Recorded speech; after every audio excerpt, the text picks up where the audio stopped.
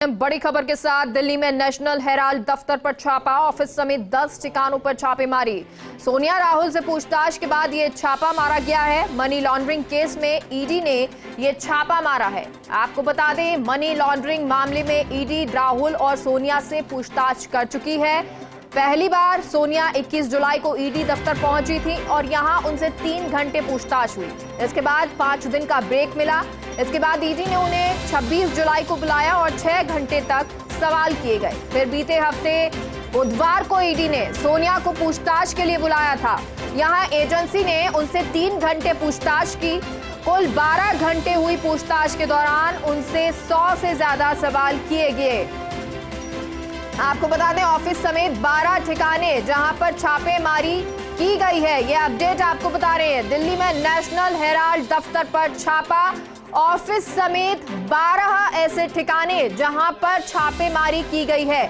लेकिन इससे पहले राहुल गांधी और सोनिया गांधी से पूछताछ हो चुकी है और इस पूछताछ के बाद अब छापे मारे गए हैं। मनी लॉन्ड्रिंग केस में ईडी ने ये छापे मारे हैं। इससे पहले जब राहुल गांधी से पूछताछ हुई थी तो कई सवाल उनसे भी किए गए थे और ऐसे ही जब सोनिया गांधी को बुलाया गया तो सोनिया गांधी से भी कहा जा रहा है 100 के करीब लगभग सवाल उनसे किए गए हैं, क्योंकि 2 बार उनको भी बुलाया गया। अब सोनिया गांधी और राहुल गांधी से पूछताछ के बाद दिल्ली में नेशनल हेराल्ड दफ्तर पर छापा मारा गया है। ऑफिस समेत 12 ऐसे ठिकाने हैं जहां पर ये छापेमारी की गई है। तो ईडी का एक्शन लगातार जारी है और इसको लेकर ये अपडेट आपको दे रही हैं, जहां छापेमारी की गई है ऑफिस समेत 12 जगहों पर। मनी लॉन्ड्रिंग मामले में ईडी राहुल और सोनिया से पूछताछ कर चुकी है। पहली बार सोनिया से 21 जुलाई को ईडी दफ्तर में बुलाकर पूछताछ की गई थी और यहां उनसे 3 घंटे तक पूछताछ हुई थी।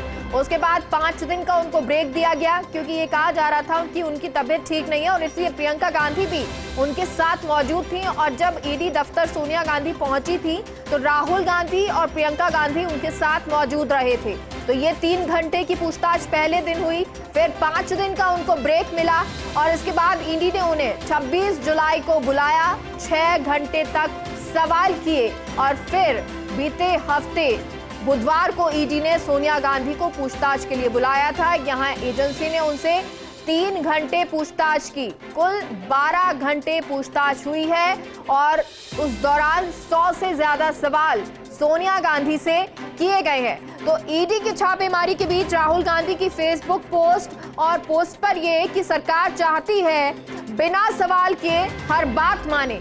मेरा वादा है ना हम रहेंगे ना इन्हें डराने देंगे। खुद को कभी अकेला मत समझना, तानाशाह के हर फरमान से हमें लड़ना है।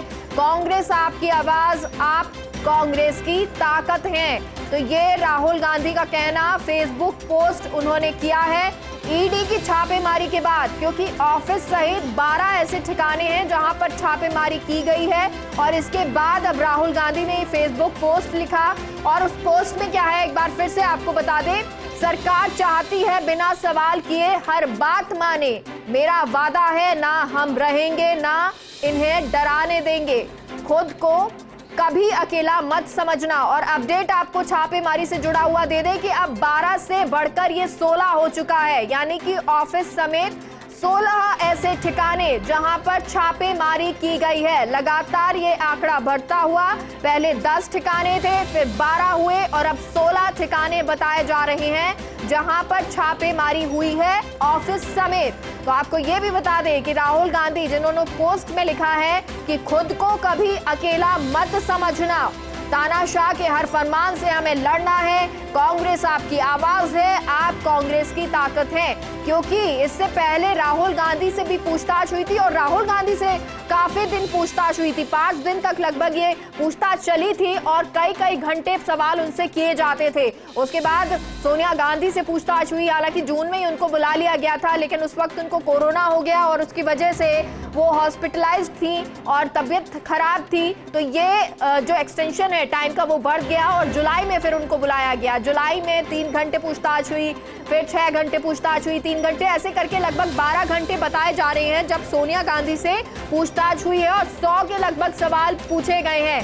नेशनल हेराल्ड केस जिसमें सोनिया गांधी और राहुल गांधी से पूछताछ हुई है। हालांकि राहुल गांधी लगातार ये कहते रहे हैं कि हमें फंसाया जा रहा है, हम पर गलत आरोप लगाए जा रहे हैं, हम सही हैं, हम सच के साथ में हैं। और अब क्योंकि ये पूछताछ राहुल और सोनिया के बाद छापेमारी पर आ गई है और दिल्ली में नेशनल हेराल्ड दफ्तर पर छापा पड़ा है और ऑफिस समेत 16 ऐसे ठिकाने जहां पर छापेमारी हुई है। और दिल्ली से हमारे साथ अदिति जुड़ गई हैं। अदिति, लगातार ये छापामारी, जहां पहले ऑफिस समेत 10 ठिकाने बताए जा रहे थे, अब 16 ठिकाने हो गए हैं, क्या कुछ वहां पर दस्तावेज खंगाले जा रहे हैं?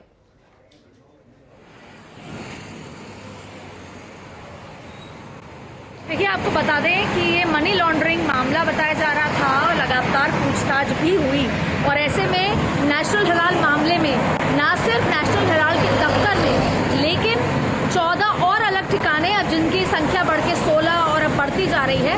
पहले 10 ठिकानों पे, देखिए 10 जनपद पे जब इस मुद्दे को लेकर जो बैठक हुई है उसके दस्तावेज खंगालने की कोशिश की जा रही है। जो पूछताछ राहुल गांधी से 55 घंटों तक हुई, लगातार 5 दिन, और जो पूछताछ 11 घंटे लगातार सोनिया गांधी से भी हुई 3 दिनों में, उसमें जो बातें कही गई, उसमें जो दस्तावेजों के नाम लिए गए, उसको लेकर, और देखिए सोनिया गांधी लगातार ये बोलती आई हैं कि मैं इंदिरा गांधी की बहू हूँ और मैं किसी से नहीं डरती।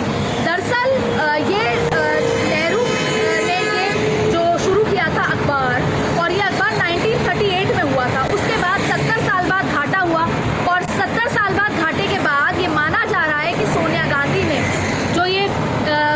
जो कंपनी थी एसोसिएटेड इंडिया लिमिटेड, उसको 90 करोड़ का लोन दिया था। और उसके बाद यंग इंडिया एक कंपनी राहुल गांधी सोनिया गांधी ने बनाई, जिसमें मोतीलाल वोरा भी थे, जिसमें ऑस्कर फर्नांडिस थे, और उन्होंने फिर यंग इंडिया ने इस पूरी कंपनी पे इस अखबार पे कैप्चर कर लिया। और इसको लेकर तमाम कि कांग्रेस ने अपने फंड से ये पैसा दिया था, इन तमाम मुद्दों को लेकर जो भी पूछताछ राहुल गांधी से हुई है, सोनिया गांधी से हुई है, अब उससे संबंधित दस्तावेज खंगाले जा रहे हैं। ईडी की बड़ी कार्रवाई, देखो कलकत्ता से दिल्ली तक लेकर ईडी ने आज बहुत सारे छापेमारी मारी है, बहुत अलग अलग जगह छापेमारी हुई है। ऐसे में केवल ईडी में ये मनी लॉन्ड्रिंग नेशनल हेराल्ड मामले को लेकर ये जो छापेमारी है वो करीबन 16 ठिकानों पर अलग अलग जगह हो रही है। और ईडी ये चाहती है, ईडी ने 40 सवाल ये माने जा रहे हैं कि सोनिया गांधी से पूछे थे और पहले दिन 40 सवाल राहुल गांधी से पूछे थे।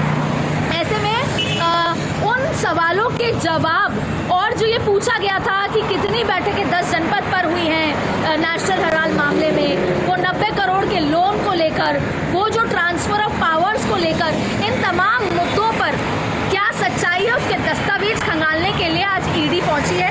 और इसके इतना पॉलिटिकल ड्रामा पिछले 12 दिन से लगातार सड़क से संसद में चल रहा है। ईडी की पूछताछ सोनिया गांधी को लेकर, राहुल गांधी को लेकर, संसद में भी ये मुद्दा उठ रहा है, जिसकी वजह से संसद नहीं चल पा रही।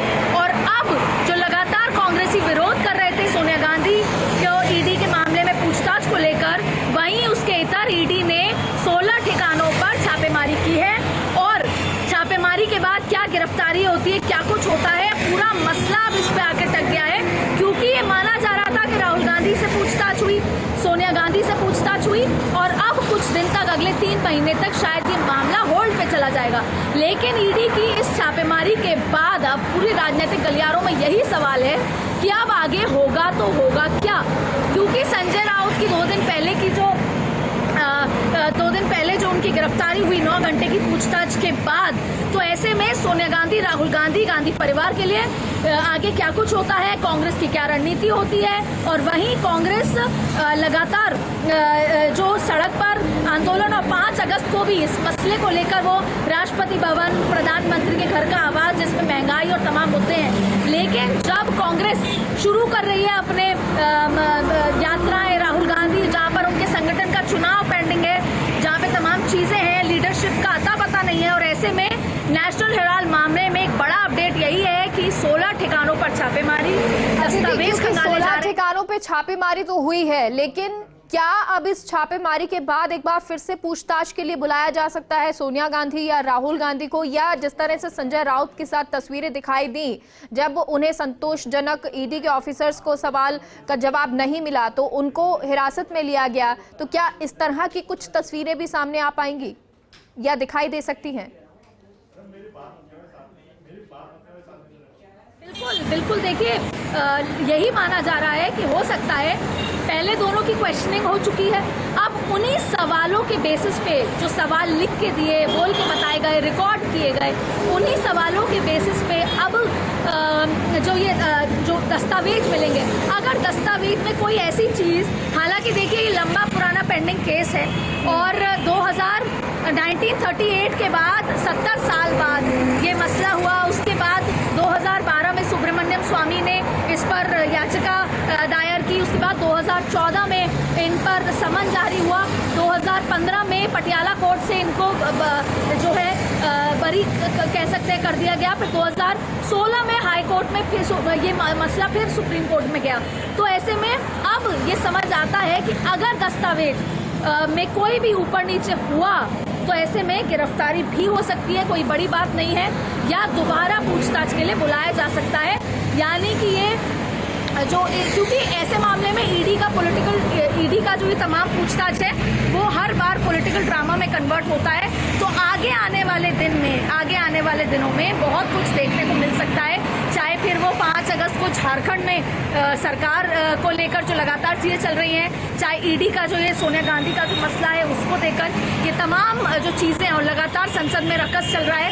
ऐसे में ये अब ना सिर्फ दिल्ली लेकिन सभी पॉलिटिकल पार्टीज का है या पूरे देश में अब सभी की निगाहें इसी पे टिकी हैं कि जो ये छापेमारी चल रही है, ऐसे में अगर गिरफ्तारी होती है तो क्या कुछ होगा या फिर दोबारा पूछताछ के लिए बुलाया जाएगा। क्योंकि जब राहुल गांधी को 5 दिन लगातार बुलाया गया और उसके बाद फिर सोनिया गांधी को 3 दिन तक बुलाया गया, सारी पूछताछ हो गई और कांग्रेस लगातार इस बात को नकार रही है कि ये कोई मसला ही नहीं है। उसके बाद ईडी की छापेमारी होती है। हालांकि आज कलकत्ता से दिल्ली से लेकर अलग अलग मसलों पे कई छापेमारी हुई, लेकिन अगर छापेमारी हुई है और 16 ठिकानों पर हुई है, दस्तावेज मिले हैं और अगर उसमें कोई भी चीज़ मैच नहीं करती तो ऐसे में चाहे गिरफ्तारी हो या दोबारा बुलाया जा सकता है। आज पूरे दिन सबसे बड़ा पॉलिटिकल यही रहेगा, राजनीतिक गलियारों में यही है कि क्या शाम होते होते क्या कुछ होता है। जी बिल्कुल, बहुत बहुत शुक्रिया आदिति पूरी जानकारी के लिए। तो अभी इस वक्त की बड़ी यही खबर है कि लगातार ठिकानों पर छापेमारी चल रही है और नेशनल हेराल्ड ऑफिस जो है उसके साथ साथ 16 ऐसे ठिकाने हैं जहां पर छापेमारी की जा रही है।